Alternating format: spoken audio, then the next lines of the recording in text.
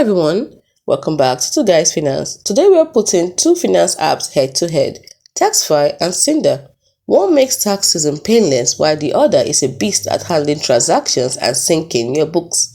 Let's see which one is best and right for you.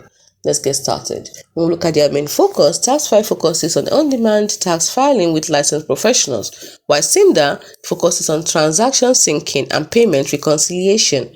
When we look at AI capabilities, Taxfyle has AI that matches users with the right tax expert, while Synder has an AI-powered auto-categorization and error detection. When we look at who or what they are best for, Taxfyle is best for individuals and businesses needing tax preparation, while Synder is best for e-commerce businesses, SaaS, and multi-platform sellers. When we look at ease of use, Taxfyle is a simple app. Just upload documents and get matched, while Synder has a dashboard with automation but slightly advanced. When we look at pricing, Taxfyle is based on a pay-per-use for tax filing pricing system, while Synder is based on subscription and is scalable by transaction volume. So here's a breakdown. Taxfyle is like Uber for taxes, TAXES, not TAXI. Just upload your documents, get matched with a licensed professional, and your tax filing is done without stress.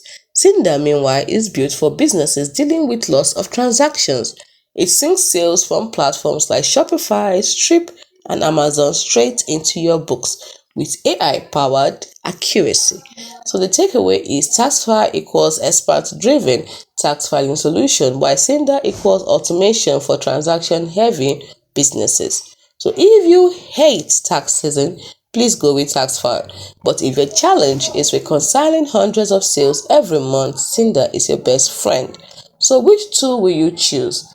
Let us know in the comments, and do not forget that you can decide to use both. You can use Taxfyle during tax season and you can use Synder for automation of transactions.